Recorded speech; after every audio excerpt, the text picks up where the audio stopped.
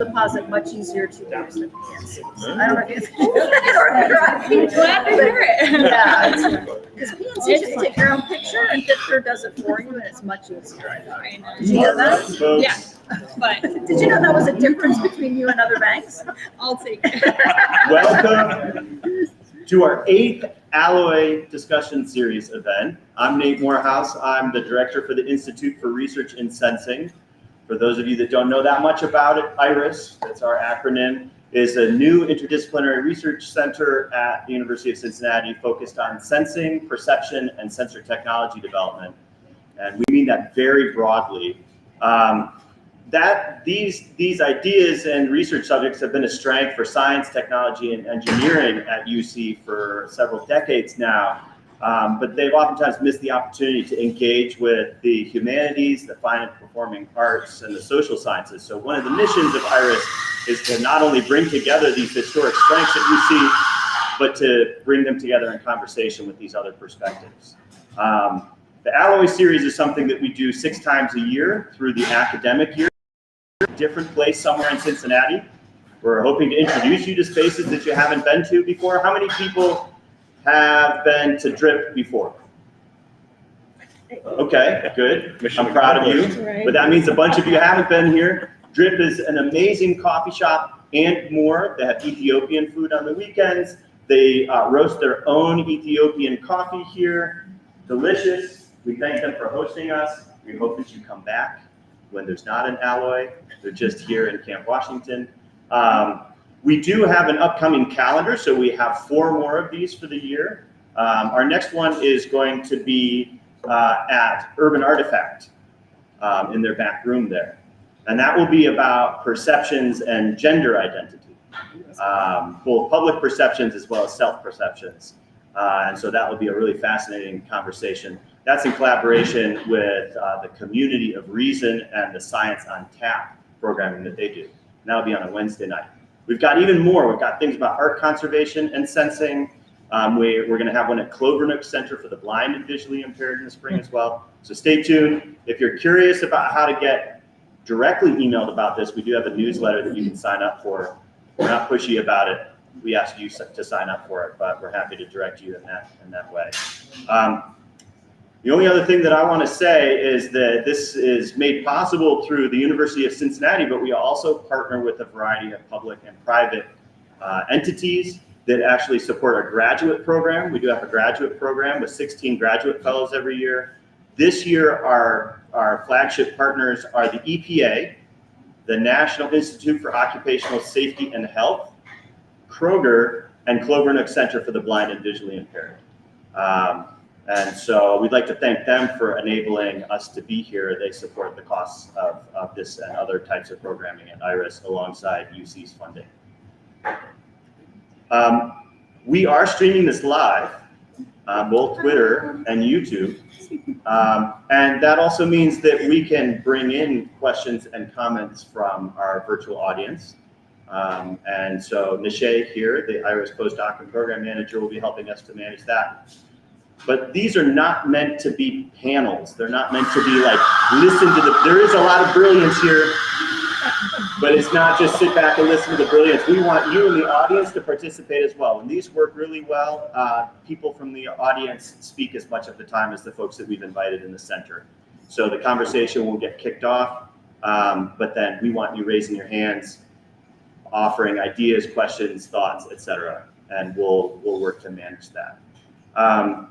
Dominique Tanner is going to be our moderator today. Dominique is a PhD student in biomedical engineering. She'll introduce herself more formally in a minute, and she will also introduce the other people that we've invited into the conversation, but one of whom is Sierra Corbin, who's going to start us off with a spoken word performance. All right. And so I'll let Sierra, who is a PhD student in psychology, take the floor now. For sure. Oh, and one last thing. Yes. Thanks to DJ Big Tech back Hey. there for setting the vibe. Do I need to stand or does it matter? Or? Yeah, stand up. Okay. Project. All right. Okay. So hi everybody, I'm Sierra Corbin. I am a PhD student in experimental psychology. Shout out to my lab, the cat lab over here in the corner. So I'm also a prior IRiS fellow. I was a part of the first cohort from 2021-22, as well as Dom and a couple other people that I see here from our cohort. So I'm going to do a couple of short poems that I've written and kind of give some commentary in between. So I am what I would call a multimedia artist. So I work mostly in digital art forms and poetry, and also playlist curation. So I do this thing typically called poem playlist pairings, and it sounds like what it is. So I usually do like some kind of visual art piece, make a poem that goes with it, and then I curate a playlist that I feel like suits that particular set of poems or poems. But these are not all part of those kind of series, so I also just write individual pieces.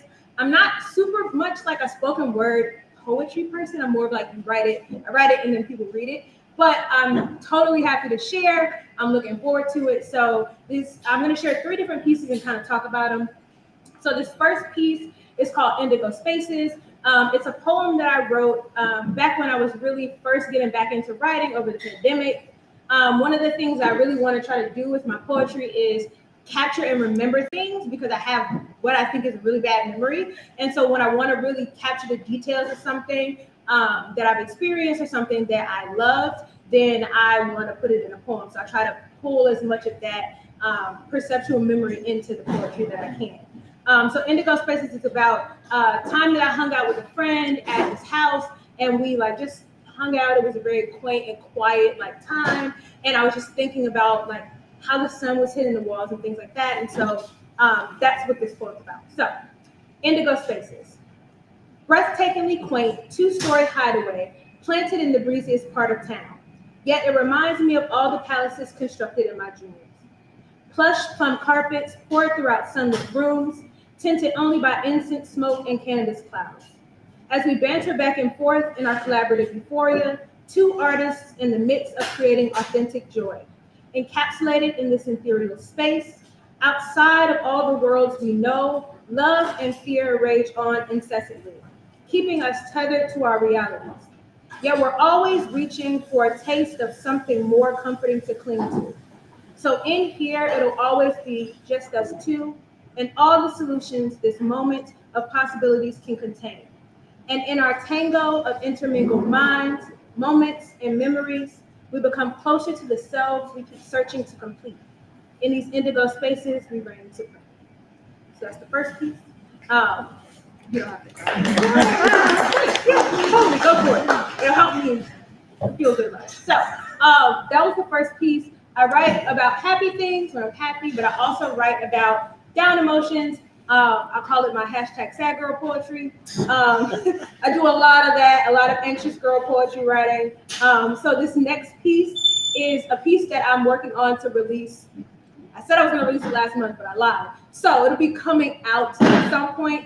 And so this poem is called CCTV. So CCTV, of course, refers to surveillance cameras or surveillance footage. And so it's really just me playing with this idea of self-perception, specifically how I look at myself, seeing myself from the perspective of others, and the limitations that kind of come with trying to see who you are to other people versus who you feel like you are to yourself. So, CCTV. I release skyward wishes for perfectly precise positioning between a point of passive observation and adoration. A precarious intersection somewhere between being forgotten and forced upon a pedestal. See, I'm fearful of the spotlight. Keep me near the ground. I'm afraid of heights. The pressure of being projected upon by every voice that crosses my mind, treating my own self-sabotage like kindness. I unfold and recoil repeatedly, turning over and over in a web of desires I've never wanted to entangle me. I teeter constantly until I spin out of anyone's control, retreating into the false sense of safety in my own undoing, held in limbo for the long haul as I battle unrelenting glances born of chronic self-surveillance.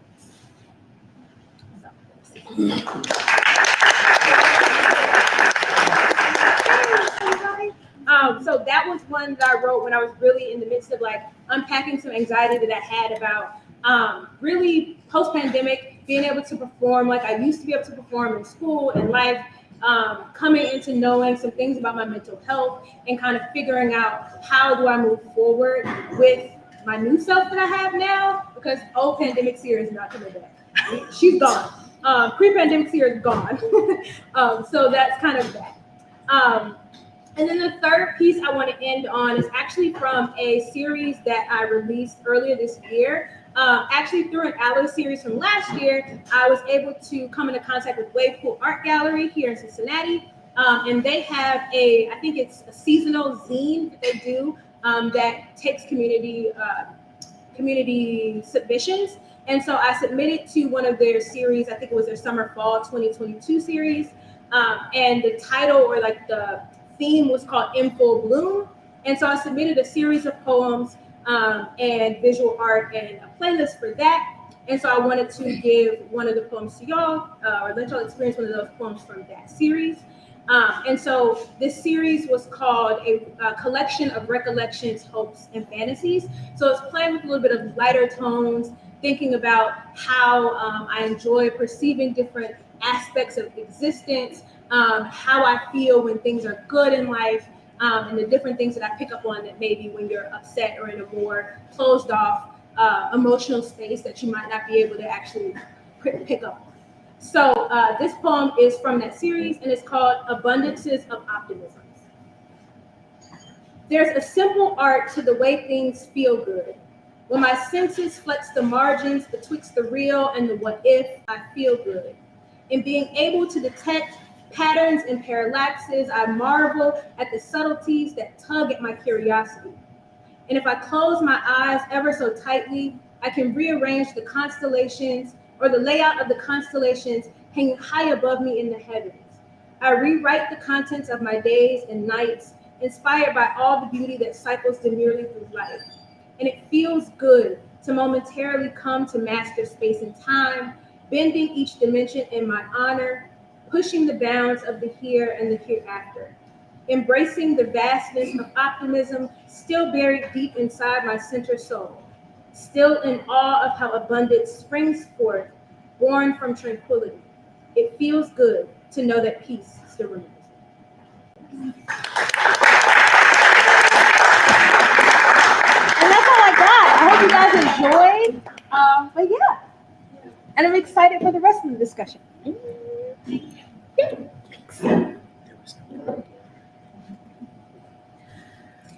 All right, y'all, we're gonna go ahead and move on. Let's give one more hand clap for Sierra.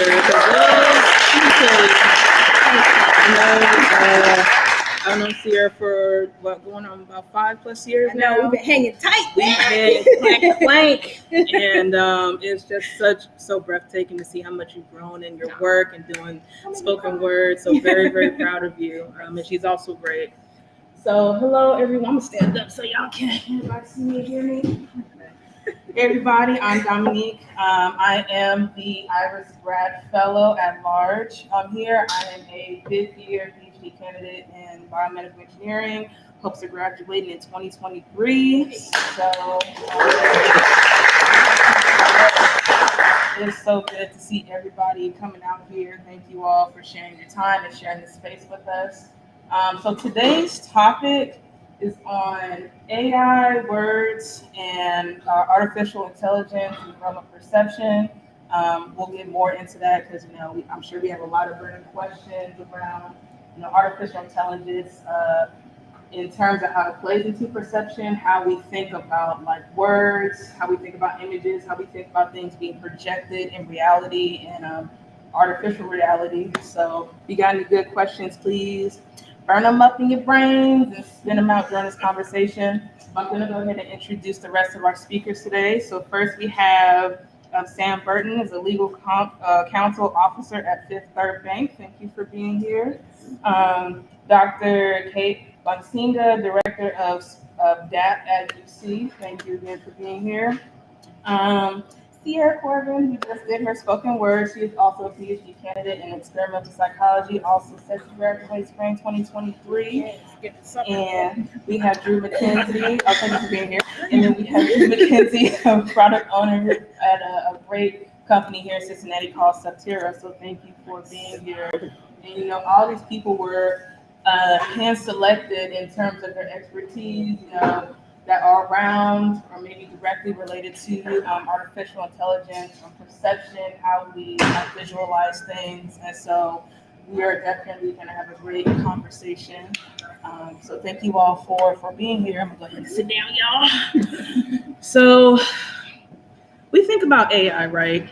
So in my research, I do machine learning. And, of course, we know AI and machine learning go hand in hand. But we think about AI, we think about perception, we think about how things are being projected, how we project things as people. You guys have seen these new art of AI pictures right from the app, Lensa, yeah. I'm like, now, darn well. I'm like, this is very interesting. And you see these range of images and how people are being perceived, how they perceive themselves. I haven't done the Lensa app, so I don't really know. I guess you upload a photo and it's like, hey, now you're this mythical space person who goes off and looks real cool with this. After you get them $6. $6? Oh my gosh. I'll visualize myself for free at home. No, Gotta pay for that computer. Listen. But that's so interesting, right? Even just apps like that, and you can perceive how you look. You can project how maybe you want to look in this reality that we live in. We think about words, right? We think about images. There's an interesting book that I read called Algorithms of Oppression by Dr. Sophia Noble. She's a professor at UC. And one of the things she talks about in terms of artificial intelligence and machine learning is how certain people are projected in reality, or how they should be quote unquote perceived, right? So there's a lot of whitewashing, there's a lot of lightning, there's a lot of things that go into that. So from everybody's expertise with these topics, and how it relates to your work, or how you think about how it advances society or technology, but we still have questions around the ethics of it. I'm curious to know, what are your guys' thoughts, and everybody from the audience too, in regards to that? What do you guys think? Oh, go ahead. Well, I have a friend who works at a university in Norway, Mm-hmm.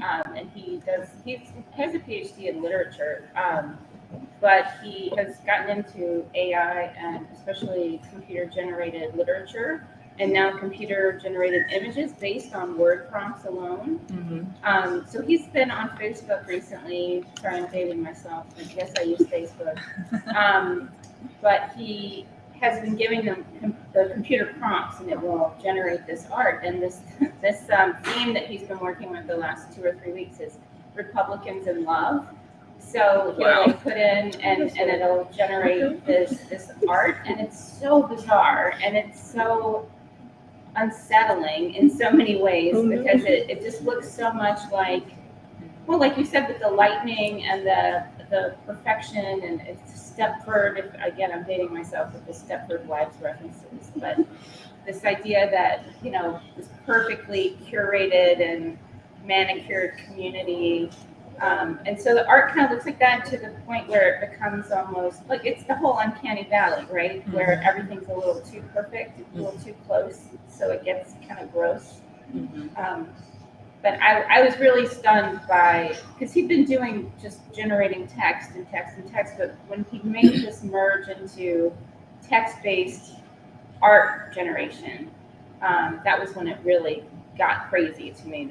Because to me that sounds like a computer has cognition in some way, that if it's doing some kind of abstract thinking to get from a word to an impression, so that's kind of what brought me here tonight as much as anything is,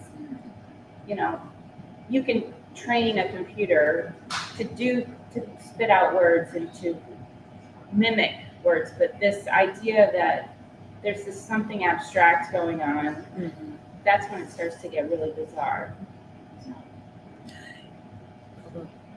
You know, it's first of all, that's Republicans in love. I just want to see what those pictures look like because I know that is. I assure you, it's not nighttime. You might have some nightmares. Oh no!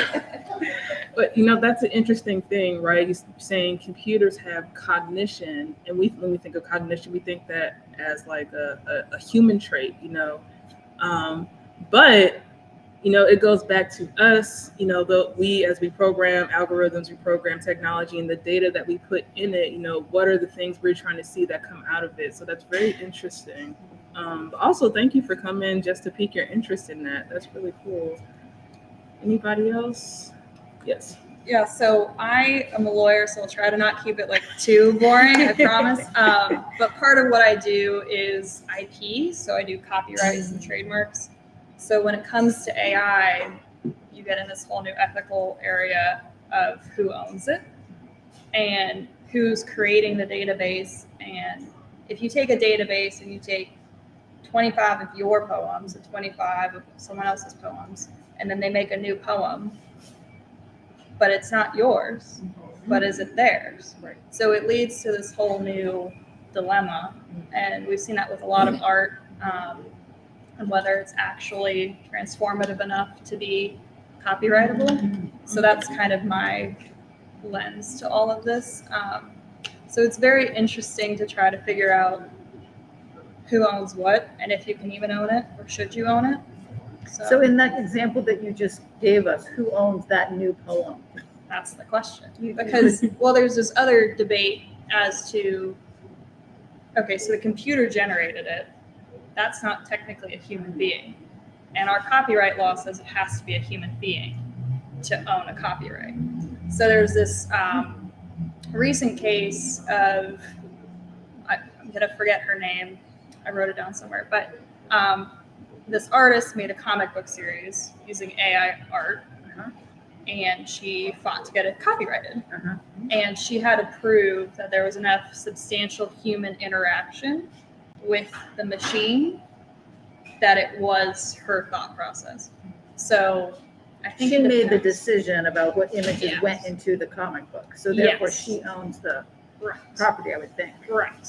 That was the debate, and she did get it copyrighted. There hasn't been like any litigation on it, but the USPTO did approve it. So it's kind of interesting to see. You know, I'll chime in that I met a very interesting artist. I'm not a practicing artist myself. My background's art history. And so what I do is I kind of keep track of what contemporary artists are doing and thinking about, sort of try to find the ones that I find to be the most compelling. And then I self-identify and have practice as a curator, so pulling together contemporary art exhibitions. One of the artists that talks about collaborating with AI is an artist named Tiffany Calvert, and she lives in Louisville, Kentucky. What she does is she inputs into style GANs. Have you heard of that? Style GANS.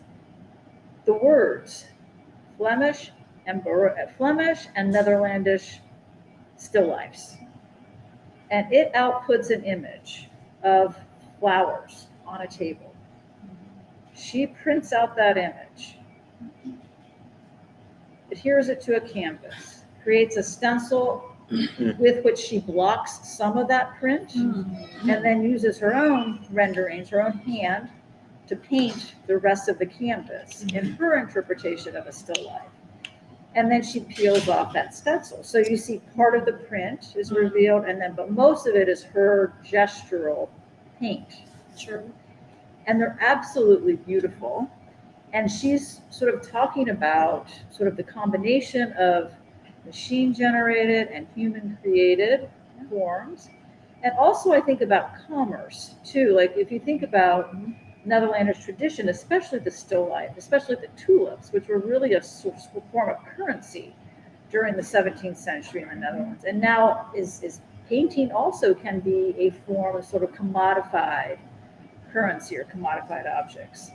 So I think she's really delving into a lot of interesting territory. And those paintings are definitely hers. But she talks about the AI or Style Gans as her collaborator, even though it's not a human collaborator. It's a machine that collaborates with her. So that's one example of what I have found to be an interesting example of artists sort of harnessing the power of AI to create new and compelling images.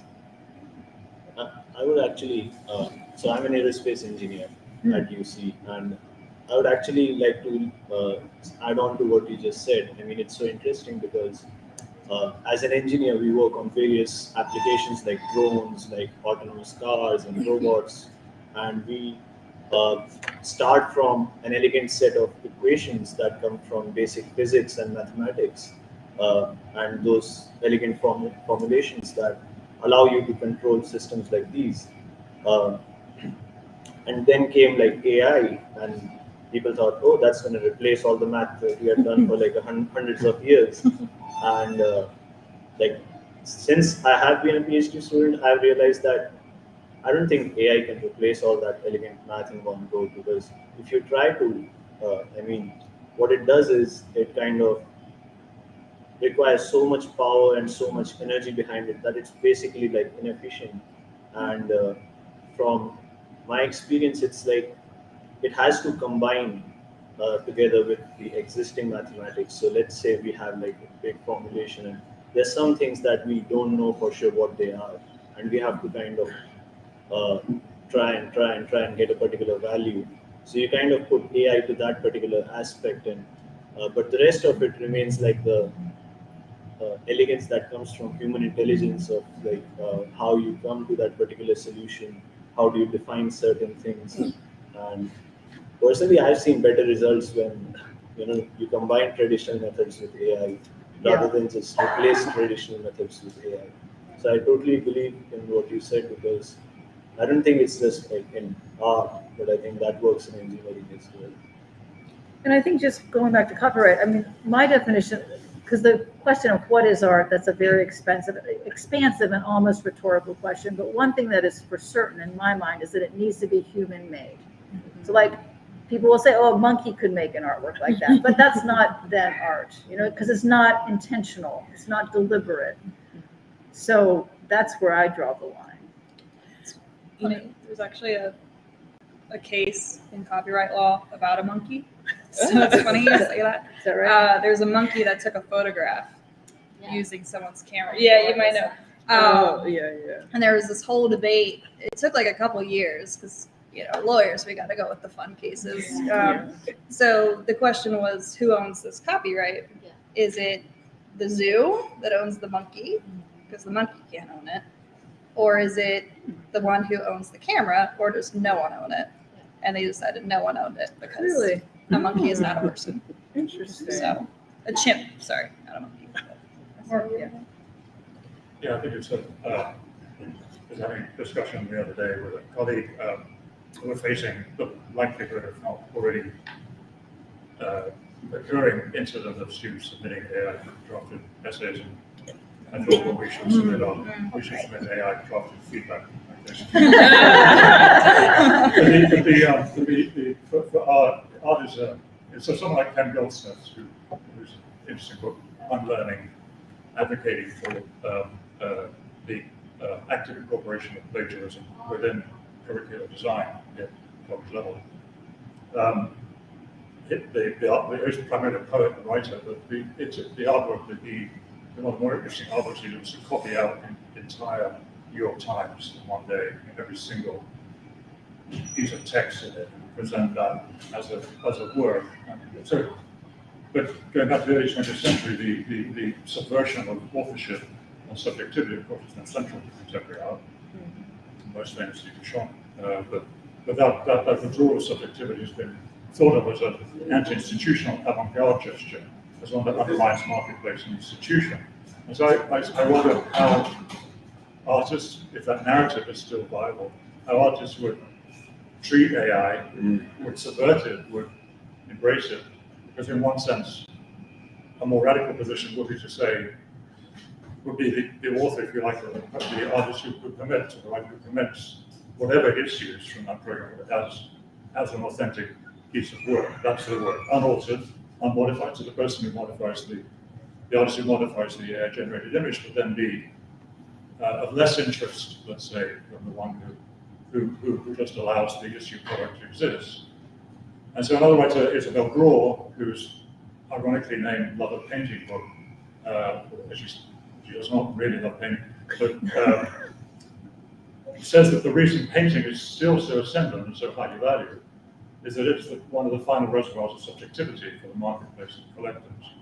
And so that is an interesting argument where most other art forms have successfully evacuated that notion of authenticity residing in the subject, but painting really keeps it in the foreground. And I reminded in that sense of a conversation I heard in 1984 at a gallery called Feature in Chicago.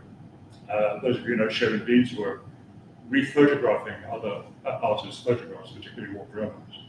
The dealer behind the desk was describing a dinner party he had been at, this would be Hudson around the gallery, the previous night, saying another visitor to the dinner party had complimented the host on the Sherry Bean photograph he had on the wall. And the host got really angry. He was saying, no, that's of genuine Walker Evans, not a Sherry Bean. So I think these debates are fascinating. They've been going on for a long time. I don't really see AI changing things that much, other than to provide perhaps a new level of entrancement that we can be seduced by or not. But we still have to, let's say, deal with it as any other tool and figure out what our position as creative responder is. It's another source of imagery, really. Another source of imagery. Yeah. So I agree with all of our questions over here. Like the issues that we are trying to raise is absolutely important, and makes me think that we are looking at artificial intelligence and their intervention within the human world in a more service format, like how we look at things on social media or internet just because it is another thing on the internet for us.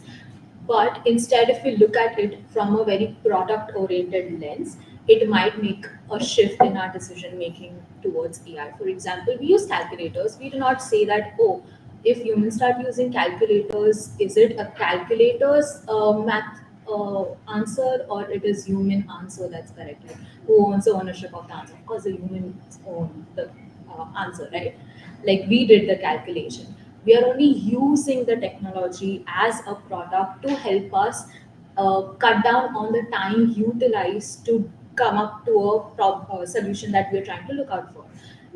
Of course, AI is larger than calculator, like we're just not using it for math-oriented or arithmetic-oriented issues, but largely it could be also in the creative domain or in the education domain or in the tech domain. Various, in fact, multiple more domains than that we have foreseen before. And that is itself the reason why it maybe challenges us to think about the ethical dimensions of it and other dimensions of it. But the solution to it is to accept that it's not going anywhere, because it's not going anywhere, right? And work around in ways whereby we can say how constructively it can come to use. Anything we put on the internet is not our ownership. In fact, I come from qualitative research background. So when ethnographers undertake narrative researches, most of these narratives that are based on victim stories are anonymous, because victims don't like to put out their name to the things that they are sharing with the researcher. In that situation, when the book is published or the research paper is published and that narrative is picked up in policy or in other dimensions, who owns the ownership of those narratives? Generally, the researcher gets the credit for it. But is it the researcher's story? It's not. In the same way, like if art is coming out of artificial intelligence, or legal help is coming out of artificial intelligence, or other helps are coming out of artificial intelligence, there might be a little difference in terms of ownership. Maybe the company making the software might have some share. I don't know where the future leads us, but I do think it is just another product-based thing like that. You know, that brings me to, I'm gonna pick on you for a little bit. Drew, you know, being with Subterra, you guys use artificial intelligence, you know, to digitize, you know, underground infrastructure. And the point you made of saying, you know, using it as a product to solve a problem, ultimately to, you know, help people or help some kind of endeavor. Mhm. I'm curious, what creating these, infrastructures underground, which I think is really, really cool. But I can't even imagine the complexity with that. So, the common theme I've heard is like, AI isn't going anywhere. How we perceive things, fluctuates here and there, but ultimately it's still being recycled, right? Mhm. And so we see a lot of similarities with that. But I'm curious, what are your thoughts, and how would that work in what you do? Well, I think the artist conversation is very different than what we're doing, right? I mean, going back to your point about we're helping do something for the public good. So everything that we're doing is in the public domain, right? Everything that we take a video of with a commercial grade camera or consumer grade camera, and then all the processes that we're running on top of that, right? Computer vision, machine learning, AI, all that gets bundled together, which is really sad, right? Because it makes these definitions incredibly broad. But when you really dumb it all down, we're just doing jobs that nobody wants to do. So, if we're going to take a video of 4 miles of underground pipe, right? Water is flowing through these pipes. Historically, somebody would have to sit there and watch 4 miles of pipe. Well, we look at that and say, well, maybe can we just look at the things that are problematic? Because machines are really great if you train them well and do it enough, that they're just going to give you the segments that you need to look at.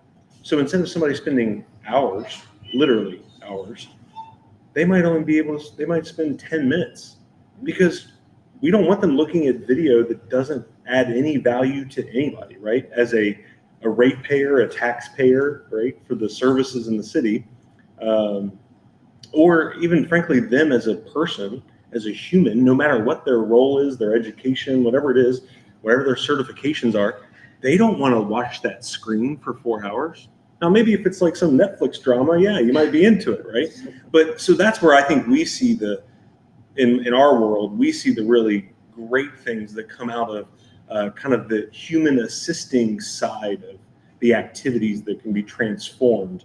Because imagine if that person can only spend 10 minutes on that. Imagine all the other good things and other value adds that they can do in their day that right now aren't getting done, right? And we, as the people that utilize all these services, we actually want those things to get done. Like I like to say that we're in the business of preventing a problem when it costs us maybe $1,000 or $10,000 or $100,000 instead of $1 million, 10 million, 100 million. I mean, that's the kind of numbers we're dealing with. So I think it's a very different kind of conversation, but I hope that that's where a lot of people, and probably a lot of brain power in this room, I hope that's where we're spending all of our time. Because I personally would rather still walk into a gallery and know that some person really was deliberate about making something that I'm going to spend some time outside of my working day, right? Versus maybe helping, assist me in some professional endeavor to serve as, my neighbor. I think too, just from watching like the discourse about AI generated art, specifically with the visual art with the Lensa app and things like that, kind of taking over Twitter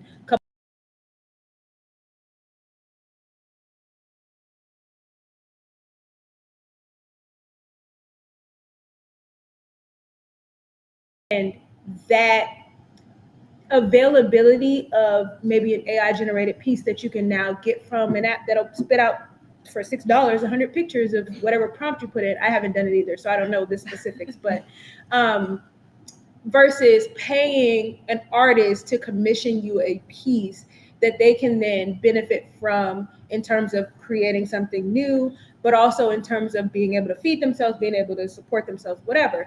I think that's the issue ethically when you talk to artists about the implementation of AI and the limitations. It's like, it's one thing to say, okay, I can put whatever prompt into a computer and it'll spit out this image that's like this fantastical me as a green fairy alien or something like that. But with, as far as I know about AI, there is like the feeding of information to train the system. So you're feeding in art that already exists from somewhere, and it might be an ethical gray area in terms of like law-wise, but what spits out is something that somebody could potentially have drawn for you in their particular art style. So then instead of commissioning that piece, you get it for $6, 100 pieces. There's a person who could have done it for you, and it would have been one authentic piece. Now, the other side of that is I've played around more with like the kind of AI that where you put in a word prompt and then it'll give you like an image based on that. And it was like a free situation. And I think that it's great for generating ideas. Maybe if you want to get a portrait made of yourself and you want to be a green alien princess or something like that, you can type in me as a green alien princess, get an idea of what that might look like if you don't know what you would want it to look like. And that could be a point at which you would then commission somebody to give you their interpretation of it. So maybe it's a helpful thing to visualize something that you can't really envision. Just like how if you don't know what you have in your closet, you don't really know what outfits you could put together. So I think that's the ethical dilemma for people who do art for a living instead of people who do it as a side project or like just a passion project is, if we take AI art and say, okay, this can replace human art, which I don't think that we're, as this discussion is coming about, we're saying that that's not the case. But if that is the attitude that some people have, that leaves this market of people who try to do art for a living without that financial support and without that creative practice too, because artists develop their skills from practicing creating. And yes, you can create a bunch of stuff just to do it, but how profitable is that going to be, again, if you do it for a living? But if you reverse it, if you say that, well, how many million artists are there in the world at the moment, speculating 50%, each of them producing 50 to 100 artworks a year. Collectively, isn't that rather like a computer or an AI? And the differentiation between those works is probably no greater than an AI device would produce itself. So I see little difference between what's already in the world and what we're fearful of, or we're trying to understand how to change that situation. The number of MFA students, I'm responsible for the MFA program at the University of Cincinnati. It's not that different from other MFA programs around the country. The number of students who generate the number of artworks they make during their degree, it's an absurd quantity, and that absurdity is no more meaningful than what an AI application would generate. So, do you have your hand up to you? No? Okay. I think that there's two parts that I'm hearing a lot of. One is this extreme romanticization of the human in a way that I'm not quite sure I'm on board with. I'm kind of a postmodernist, and I think it's quite lovely, but it seems kind of naive, this idea that, oh, there's nothing as precious and unique and valuable as the human mind, when I'm not exactly convinced of that. It sounds horrible, but and the other thing is the economic side of it. When you're talking about, I'm really fascinated with what you were saying, this idea, and economists have been talking about this for centuries, about like when we make work less so that people have more time to be creative, right? Mm-hmm. But we never end up filling that space that we get bought out of convenience. The drudgery part goes away, but then more work takes its place, because that's the economic model, at least of capitalism, is that you've been freed up to produce more rather than to now have leisure. I remember in 1980, Time Magazine's cover said we were going to all be working 20-hour work weeks into the year 2000. And that's hilarious to me, to all of us, I'm sure, because we were going to have so much convenience and mechanization and automation and everything. And of course, that's not how it works. So, all of these artists who are going to lose maybe their commissions, or all of these writers, because that's what I write and I teach. And if you can train a computer to do what I do, I'm sure a computer doesn't need healthcare. So it's going to be cheaper to do that. So I feel a real existential crisis here sometimes as well. But then there's always something else that's being piled on. The drudgery and the labor never ceases to go away so that we can be more creative. So That's just what I'm hearing. I'm not offering any sort of solution or other perspective. And then So I resonates very much with me what you said, and I think the idea of producing work is what I want to speak to. That yes, this idea has been about for a long time that increased automation, increasing and AI is part of it or driving it in the inside. That we need to work less in order to produce the same, right? But what we actually do is produce more. And I think part of it is not just that, because frankly we could, right? We could just well, everybody of us could just work 20 hours, we would still keep productivity. It would work. In fact, a couple of countries are trying this out, or a couple of companies are trying this out. But what I think that we forget about in this conversation is the void that we try to avoid, like work fills this void. And one of the things that could fill the void that we have when we work only 20 hours or less, or 1 day a week, or whatever it's going to be, we could fill it with creativity, right? And instead, we are creating more technology that then makes this creativity a product. Yeah. And that we can buy then with all the money that we earn working 60 plus hours a week.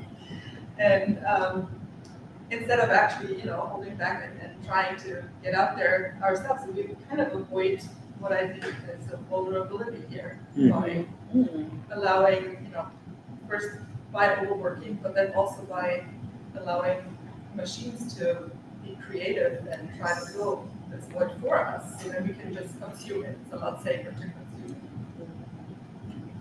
Okay. So I feel like the AI we are talking about right now is still a work in progress.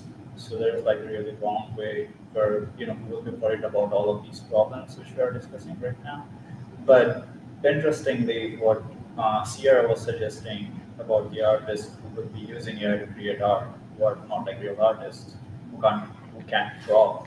I just wanted to give an example of this one artist you might know, Replicant. And he's very famous actually.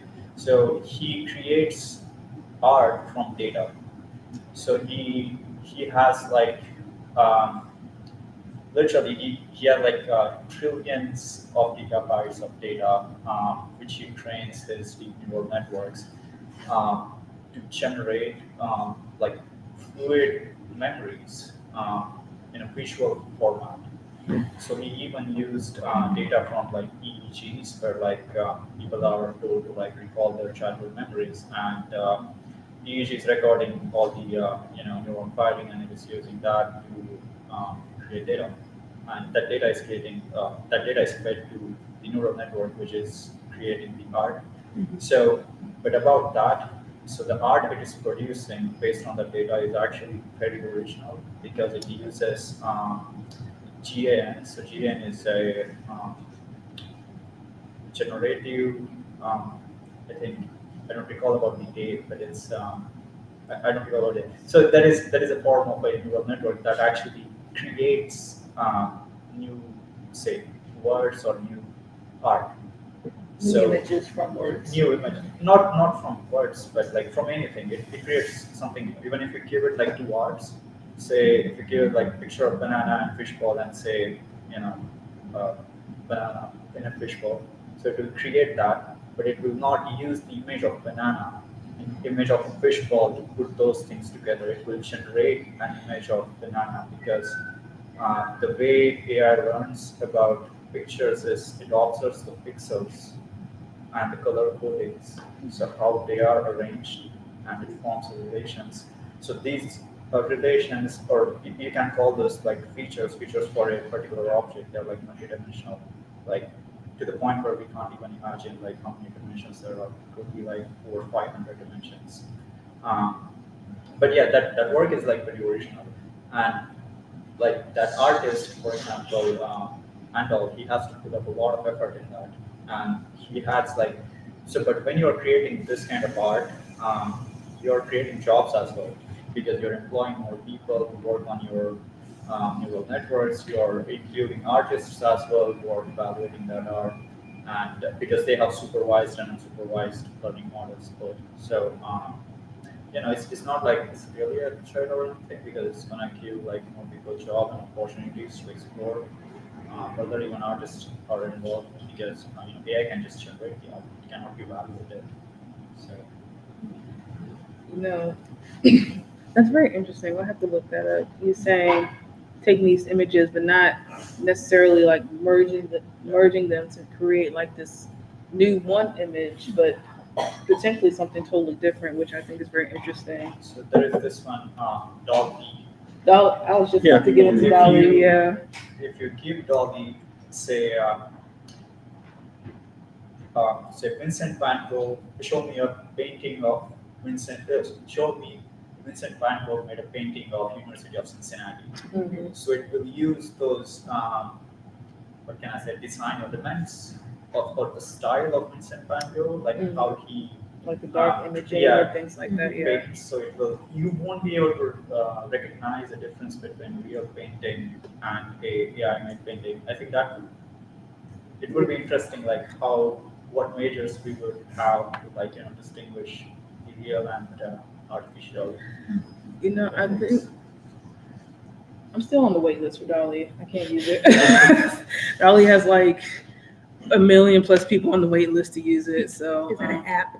It's like a program, so Okay, you can go gotcha. and just play with it, and you can like you said, take these images and it'll create something, but not necessarily merging like the 2 or 3 things that you mentioned. It'll do something totally different. Gotcha.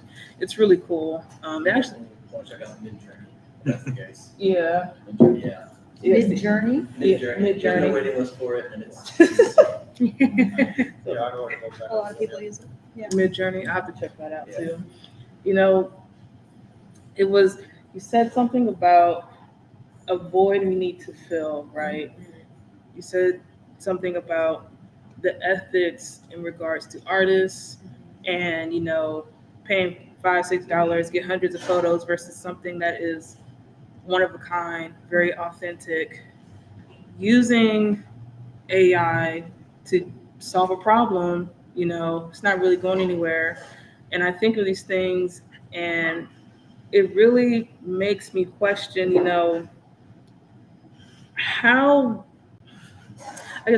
well or how deep do we really have to dive into our creativity to keep this void filled, right? To keep this thing in rotation to continue to help people. So like in my work, I use machine learning. I build like patient specific models because everybody's different. But constantly having to be creative, right? I can't use this one model for everybody. Like, no, I want this to be for each and every person because what they're going through, what they experience is very different, but constantly having to be creative, right? Because these people may change. This person may change, but was once a model that was for them for like 5, 6 years, something or some kind of development or some kind of change has happened. Now I got to be creative and create a new model or maybe, alter it a bit. So I wonder what is the line to where, we have to really just continue to be creative to make sure, we're not tired of trying to fill this void, right? We actually touched on that in the last Alloy series of like, all right, you know what? I'm tired. I'm gonna step away. I'm gonna just let it do, right? Creating these things when we're doing perceptions of like people or things, words, images, to where, like you said, we kind of steer away from tradition, which I'm old school. I like within reason. That doesn't cause harm or or anything like that. All tradition is good tradition. I'm gonna just put it out there. So, but the tradition of putting in things in AI to keep it going because it's only going to do so much as long as we put so much in it, right? And then it kind of gets this memory of like, okay, I know what this is. I'm gonna go ahead and spit it out, and it's like, okay, sure, that's fine. No, because now you've already stepped away from the creativity, just letting it do its own thing, to the tradition of working, continuing to fill that space to keep this thing evolving. I have a very provocative statement. Oh, no. No, I would actually say that, and not in a bad way, but I would actually say the only two things that fill our void are creativity and service. But a lot of, not just art is creative, right? Science can be creative, Yes. work can be creative, all of the things you do can be creative, but they can also be numbing mechanisms. If we overdo it, we just get burned out. Desensitized and stuff. So I would say the only two things that fill a void are creativity and service. I think too, like, I like that you said that. I think part of art is catharsis for the artist. And I don't know what kind of art I would fall into. Like when people go start saying like postmodern, I'm like, what's that mean? I don't know. Not my expertise, but I do romanticize the human aspects that go into art, because I feel like in a way it's at least the art that I engage with, it's a way of people pulling out more authentic things that maybe they don't get an opportunity to say. Maybe things that are in their mind and they're trying to figure out a way to express it. Like in the same way that language evolves to give us new ways to interpret things that we can't really describe any other way. Like we're trying to put concreteness to abstractness, is the same way that I feel like at least the artists that I interact with tend to view their expression. Their self-expression is an extension of themselves. So, and I don't know, I think that's a lot of the pushback too that's coming from the artist community with not understanding AI, of course, is one aspect of it, but also seeing it as almost a competing force against the creative that comes from a human or the creative that comes from a monkey. But I think that's the thing that is hard. It's like, okay, well, if you say, okay, we can offload the work to people who can design the system, okay, well, now you're, for lack of a better term, gatekeeping who can actually do the work. You have to now be able to like program an AI to do the thing, or you only benefiting from the output to the extent with which you can put whatever prompt in or something like that and get something out. And so I think for people who feel like they put a lot of labor and a lot of thought and like who invest a lot of mental, physical, and economic resources into their output, it's hard to imagine replacing that with a computer or replacing that with an algorithm that can just do something very similar. But also my major issue with everything is like the commodification. It's like if artists didn't have to pay rent, then they could just art, right? If we didn't have to pay rent, Mom said this to me the other day. Hey, Mom. She was like, if I didn't have to pay rent, I could have all the things, I could do whatever I wanted to do. I could read all the books. And I'm like, yeah, but on the first, the landlord is coming. So it's like, there's always, like Tamara said, this like desire to fill this void with either creativity or work. And those things are usually at competing odds with the way that society is progressing, or the way that I think a lot of people, at least in Western society, are experiencing life right now. And so I don't think that AI is inherently a bad thing, but I think that it comes with that limitation of understanding that there are people who are resistant to it because they feel like it's removing the person from the process. I think the other thing that artists are really good at is critiquing the status quo, calling us to action for a better world. I don't see machines doing that. Well, Maybe I'm wrong, but yeah, tell us. there is, and maybe you've seen this video of a machine that was created, so it was constantly losing oil, and it vacuums up its own oil, right? And it was just eventually it can't get enough of the oil back into the system to keep it from just wearing out. So it had definitely going to die without some kind of maintenance. And it is tragic. And of course, it's probably some kind of fallacy that I'm projecting my own sense of fatality or mortality onto this machine. But it does seem to get like the movements become frantic and desperate, and you can't help but feel a very human drama being played out in the existential crisis of this machine trying to prevent its own extinction. So I don't know that's not necessarily, I don't think the machine actually felt that. I think it's my ability to project my own. And that's the difference. Yeah. That you saw that happen. You saw that in that machine's activity, but I don't think it did. So that's what differentiates humans from, we're emotive, we feel. And we also, Yeah. that would be my counterpoint to that. So it's something like we are always thinking from the perspective of how we can make AI better. Yeah. Or is AI going to replace us? But I think there's also the other aspect that AI pushes us to be more creative. Like for example, like there was this Google AI in Britain. There's a company called DeepMind. They created this AI that could play checkers, and they found out all the champions from all the continents, like human champions, and they were like, okay, are you going to play against the AI? And one by one, all the continental champions lost to the AI, and then the world champion came. There's like a 5-match tournament, and the first 3 matches, like the world champion gets knocked out. I mean, like there's no competition at all because the AI only thinks from the perspective of being perfect and efficient and trying to just win the game. But the fourth game, they say is one of the most interesting checkers games ever because the human learned from that and like brought that much creativity into the game that nobody had ever seen before. So I personally feel that. So did the human win? Yeah. So the fourth match, he lost the fifth one again.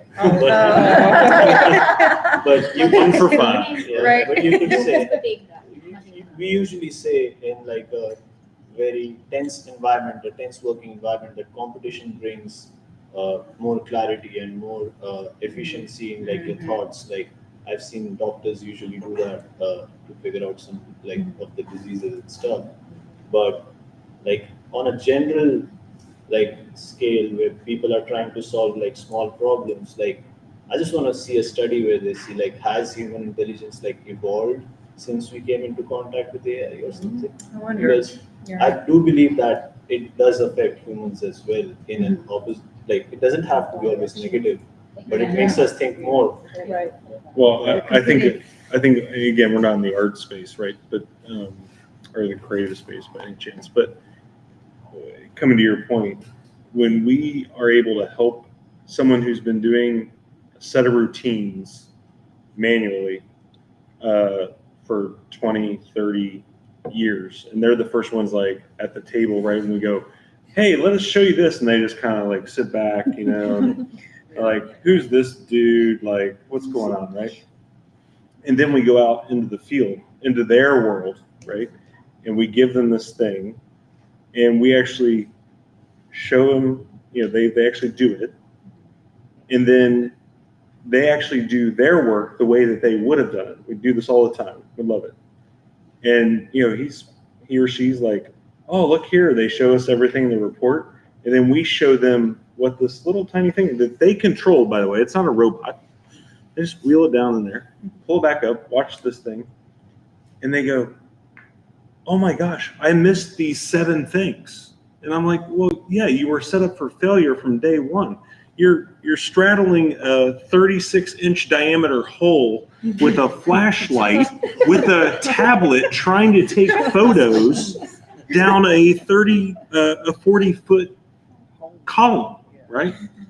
No human, sorry, unless we got some like people that are like Spider-Man or woman here, you're set up for failure, right? And so what I love about some of the things that we're doing, and I never really expected this until I actually saw it over and over again, is their eyes just like light up. And then you're thinking, oh, that's a 55-year-old person right now. And I bet I've made his back feel really good at night when he doesn't have to like bend over these, and be unsafe, right? Or in confined spaces or what have you.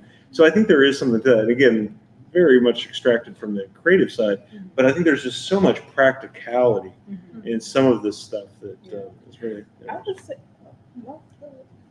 okay. Well, I mean, I can read both sides of this. I mean, we use a lot of machine learning to do automated tracking of animal movement from video data that we used to have to employ an army of undergrads to manually collect. Yeah. And it was insufferable for them.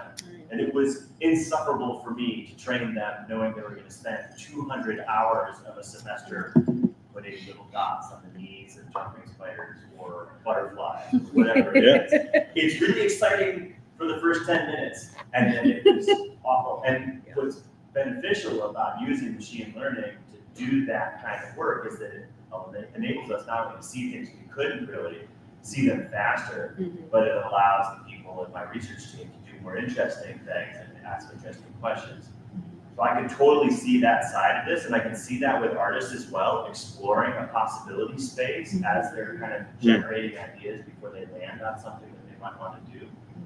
But I want to just mention another thread I'm hearing, which is harm, right? So there is the potential for harm, and this is where the legal stuff comes in. So copyright is really intended to protect copyright holders from harm, from the devaluation. So if you can generate something basically identical to what an artist's body of work looks like, that harms the artist, right? Yeah. And I guess thinking about the possibility for harm being that, for example, your algorithms fail to see some unique abnormality in a pipe and it impacts a community, who do you blame?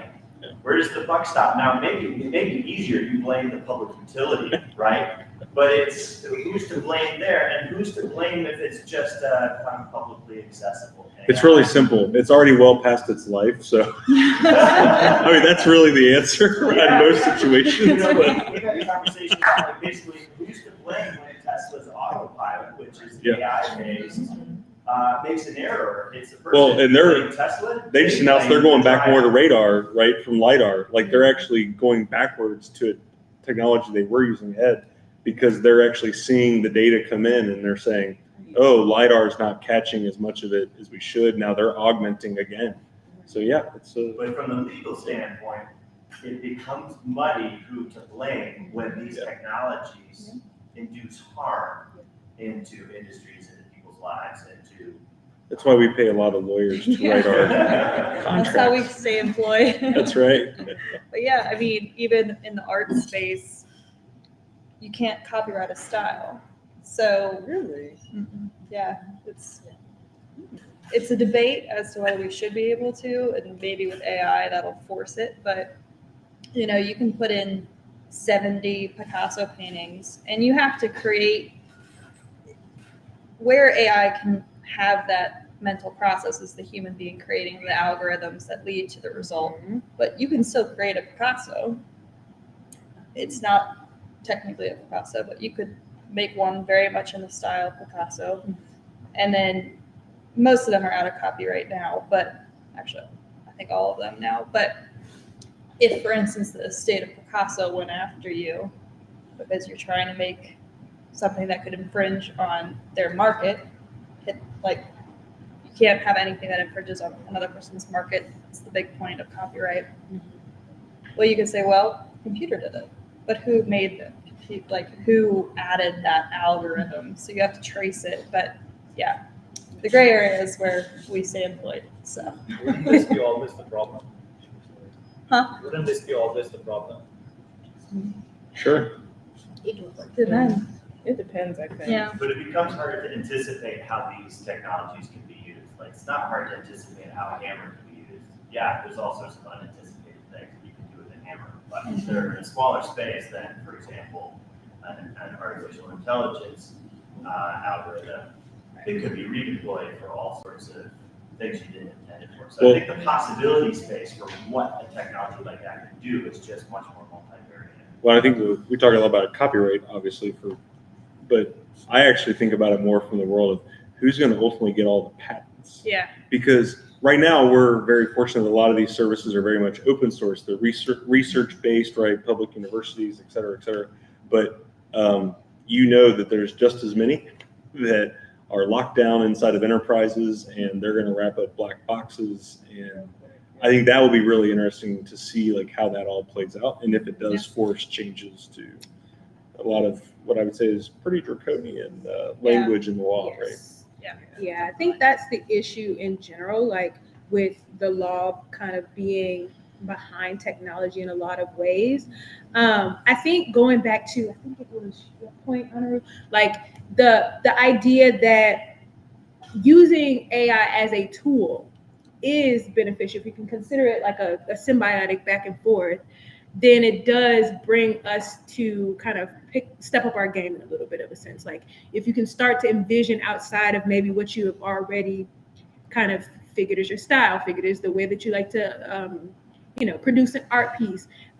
There is that opportunity. I think that it comes down to what can we offload into a computer system or into an AI system?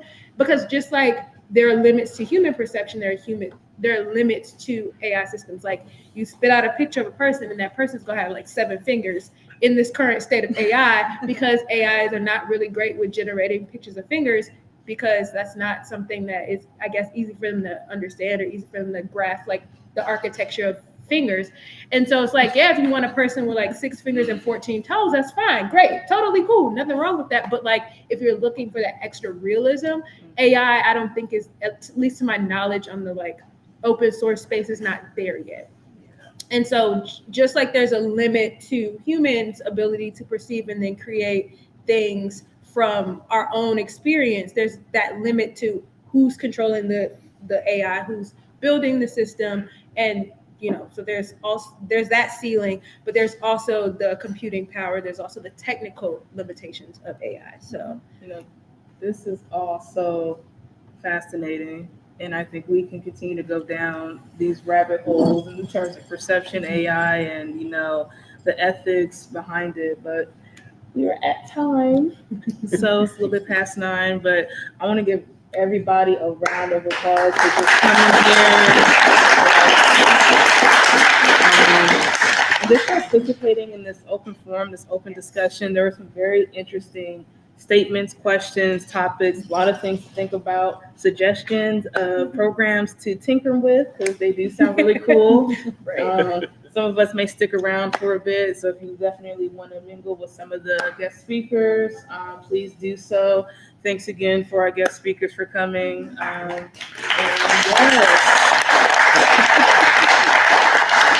as a reminder, IRiS does these Alloy series every month, as Nate mentioned, in different spaces. So definitely be on the lookout for upcoming events regarding this next year. We hope to see you all there. So this concludes our Alloy series.